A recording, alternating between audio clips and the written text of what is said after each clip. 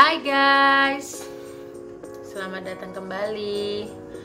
Aduh, maafkan saya yang keringetan. Sebenarnya di luar tuh dingin loh, tapi nggak tahu kenapa. Mungkin pori-poriku ini sangat-sangat berbeda dengan pori-pori kalian. Jadi gue keringetan. Oke, seperti yang gue bilang kemarin, kalau video vlog gue akan lebih banyak ngobrol seperti ini. Bukan ngobrol sih, video gue akan lebih banyak bercerita seperti ini daripada masak dan lain-lainnya. Dan hari ini tahu nggak tahu kan, hari ini gue cheating day dong.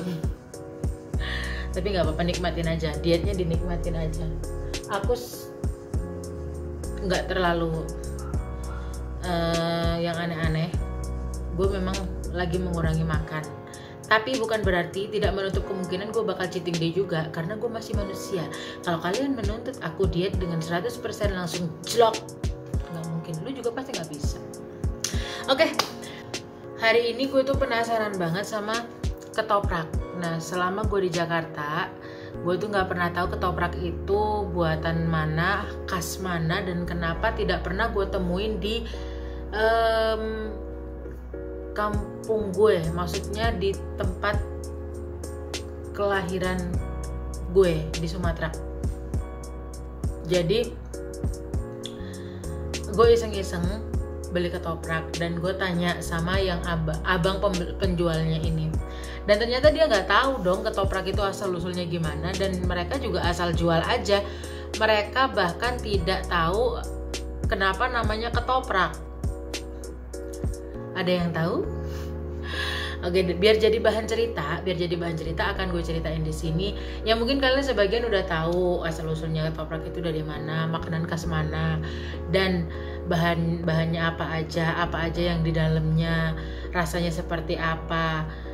Mungkin kalian udah tahu, tapi biar jadi bahan cerita, gue bakal cerita di sini kenapa namanya ketoprak dan sebagainya. Jadi ketoprak itu makanan khas Betawi yang bumbunya kacang, cabe nggak harus cabe merah, pokoknya cabe, gula merah, air asam, bawang putih, garam.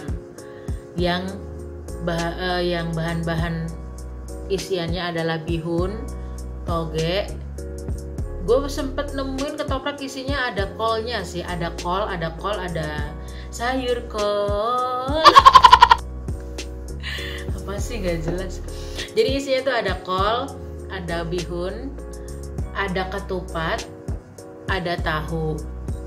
Kol, bihun, ketupat, tahu. Terus disiram pakai bumbu kacang yang udah diracik tadi, pakai cabai, bawang putih, gula merah, air asam, dan garam. Bakso lewat. Terus dikasih kecap dan kerupuk.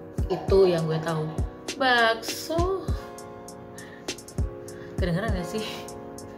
Oke, terus yang sering gue jumpai ketoprak di sekeliling tempat gue adalah isinya toge, tahu, ketupat, bihun, kerupuk, kecap, ya belas seperti itu. Tapi ada juga ketupat yang ada telur rebusnya, ada telur ceploknya. Ya macam-macam lah, khasnya masing macam-macam. Mungkin itu kreasi mereka untuk melariskan dagangannya. Nah, kenapa namanya ketoprak? Jadi ketoprak itu ketupat tahu digebrak, ketoprak jadinya. Dan kenapa? Ganggu aja nih, sorry ya. Penjual bakso is everywhere. Nggak tahu ya, mungkin karena di sini rame dengan kos-kosan, jadi penjual apa aja tuh lewat gitu, kayak perkedel. Ini yang nanti kita mau bahas, perkedel satu lagi. Ketoprak, bakso, asinan, terus ketoprak, bakso, asinan, bakso tuh bakso Malang, bakso Solo, nasi goreng, kue tiaw, sampai wedang ronde sampai jam 10. Dan tukang roti itu bisa 6-10 kali lewat di sini dengan, ya pokoknya bermacam-macam gerobak roti. Oke, kembali lagi ke ketoprak. Ketoprak itu bahan singkatan dari ketupat tahu digebrak. Menurut cerita dari si ahlinya ketoprak, katanya si ketoprak ini makanan yang dibuat karena ada suara piring yang terjatuh, jadi ketumprang gitu. Nah, jadi dibuatlah jadi ketoprak. Terus ketoprak ini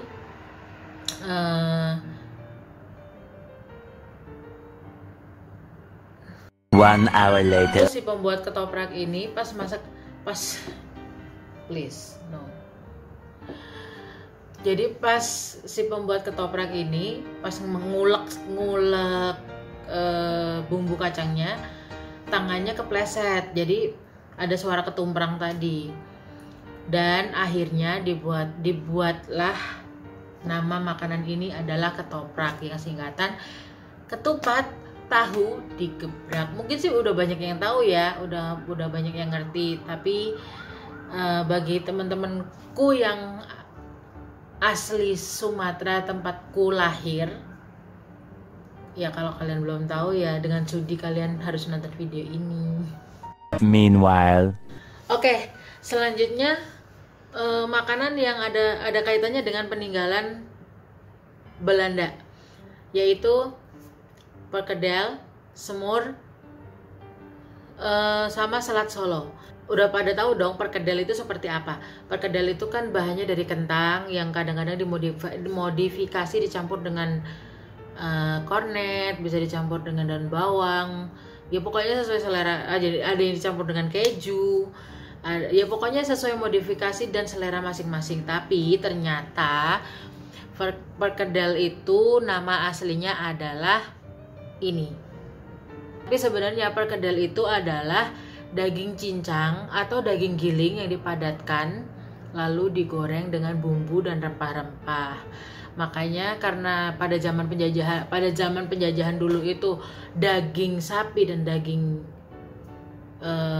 bebong itu mahal, jadi digantilah dengan kentang untuk dimakan kaum kita, dimakan oleh rakyat Indonesia. Yang kentang kan gak semahal daging, jadi daging itu hanya untuk para bangsawan, khususnya untuk para ya menir itu.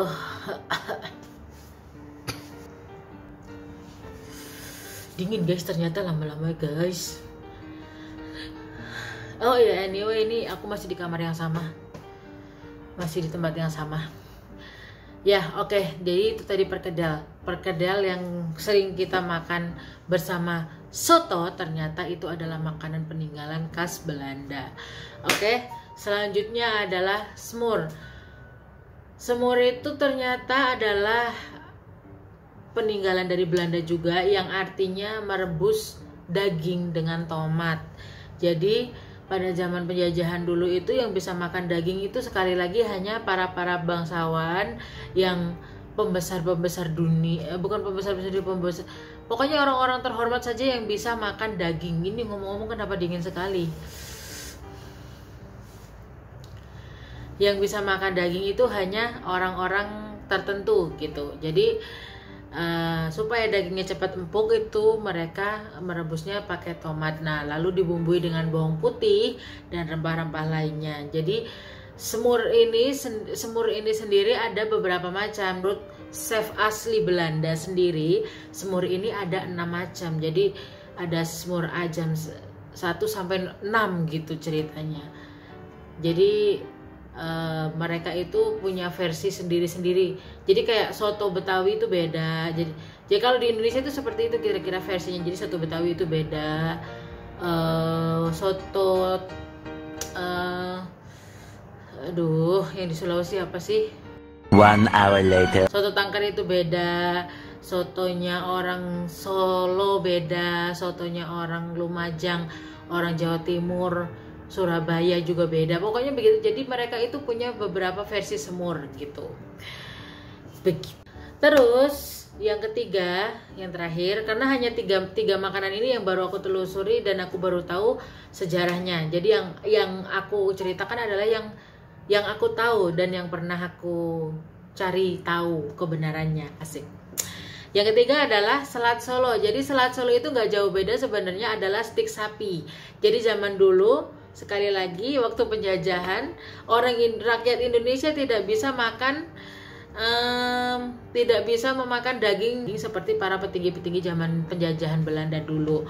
Dan sebenarnya selat Solo itu adalah bistik sapi atau bistik daging sapi atau bistik lidah sapi yang dikombinasi dengan wortel, buncis, dan sausnya yang khas, yang kental gitu.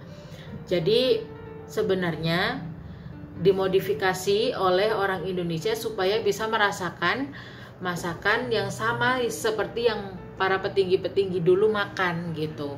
Jadi selat Solo itu dimodifikasi dengan isian kentang, telur, buncis, wortel dengan kuahnya yang lebih encer dibanding kuah yang disajikan bersama daging sapi dan lidah sapi yang dimakan para petinggi-petinggi zaman dulu gitu. Aroma-aroma yang Eropa banget gitu. Jadi seperti itu kira-kira teman-teman sejarah makanan-makanan Indonesia yang ada hubungannya dengan Belanda. Sebenarnya bukan hubungannya, itu adalah peninggalan zaman penjajahan Belanda dulu gitu.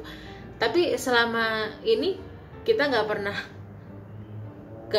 memikirkan ya, malah justru nggak pernah ingat kalau kita udah pernah dijajah sama mereka, dan kita menikmati makanan resep peninggalan mereka. Malah kita merikuk dan kita merequestnya berulang-ulang kalau kita suka, dan kita melupakan perbuatan mereka yang pernah menyakiti kita. Ada bercanda ya teman-teman. Oke, jadi kira-kira seperti itu cerita hari ini tentang makanan-makanan. Berhubung saya lagi cheating day, jadi hari ini saya menceritakan tentang makanan. Kalau saya lagi gak cheating day, saya menceritakan tentang makanan, yang ada saya ingin makan dan bablas bubar kabeh diet. Oke, thank you teman-teman. Jangan lupa di subscribe, di like, di komen, dan jangan lupa dinyalakan.